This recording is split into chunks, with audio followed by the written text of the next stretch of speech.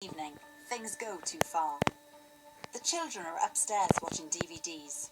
And that meant that me and my husband could watch a film on our own with a little bit of peace and quiet. But not for long. I came into my mum's bedroom where Megan was to watch a little bit of her film. Then we had a little play. Then Megan was running up to me trying to tickle me. Trying to escape Megan's attempts to tickle him, Rhys climbs onto the windowsill. It's a hot summer's day, and the window is open. I didn't notice the window was open. Then, she tried to tickle me, then I, like that. Rhys plummets out of the upstairs window. We heard a thud and then a crying. I thought Rhys had fallen out of bed, so I got up, went upstairs. Becky came out of our bedroom and she said, "Mummy, he's outside, he's out of the window." I was very, very panicked. Rhys's parents rush outside, fearing what they'll find.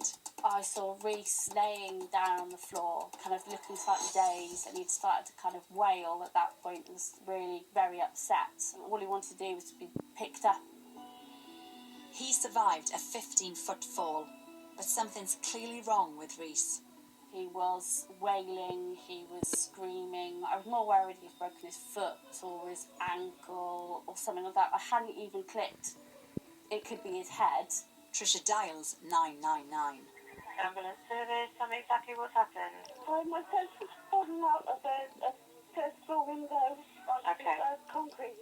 Are you with him now? Yes. How old is he? 7. Okay. Is he awake? Yes. And is he breathing? Yes. Okay. On the other end of the line is emergency medical dispatcher Tracy Growden. When did this happen? Literally just a second ago. I could hear the distress in her voice. I had to stay calm. I had to keep my voice at a lower level to make sure that she didn't get more distressed than she already was. Is there any serious bleeding? No, I don't think so, but he said his head hurt. Alright. But he said he feels really tired. Okay. I've organised some help for him. Stay on the line. I'll tell you exactly what to do next. From the information I was getting, it was one of the most serious calls that we can get. The child wasn't completely alert, because any injury, especially a head injury, can get worse very quickly. Do not move him unless he's endangered. He got up and went to his dad, so he sat on his dad. Alright. Just try and keep him still now. Don't let him have anything. Don't give him anything to eat or drink. It might make him sick or cause problems to the dog. A paramedic in a rapid response car and 2 in an ambulance are on their way. With such a young casualty involved, senior paramedic and incident commander Philip Griffith has also been dispatched in another car. My initial thoughts were that this could potentially be a fatal injury. Any child who falls from more than sort of 8 feet there's a potential for a life-threatening injury. They're here now. Do you want me to come off? Yeah, as long as they're right with you, okay? Yeah, they're literally just here. Alright, my love, I'll leave you with them then, okay? Initially, I was expecting to find a child that was unconscious, at minimum, if not in cardiac arrest, having fallen from such a great height. But we were quite amazed how uninjured he looked. Phil wants to see where the accident happened.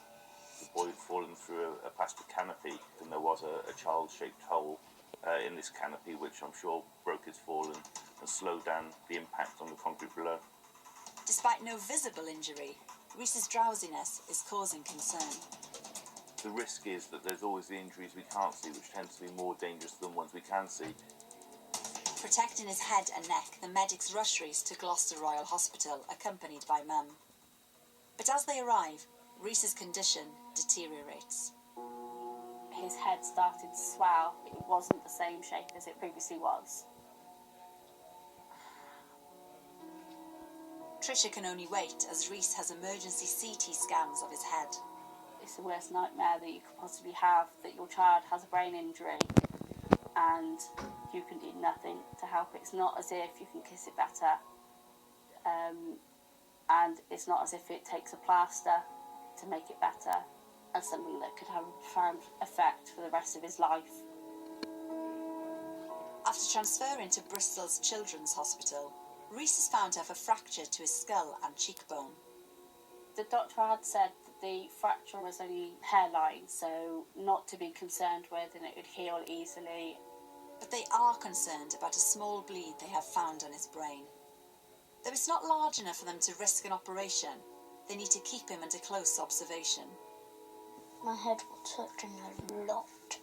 And Reese was very, very upset because Reese all wanted to do was just to go home and did not want to be in hospital whatsoever at that point.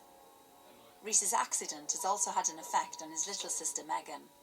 She didn't want to sleep in their bedroom until he was back, and so the first night she actually slept on the floor in the living room with my husband asleep on the sofa, because she just didn't want to go in the room.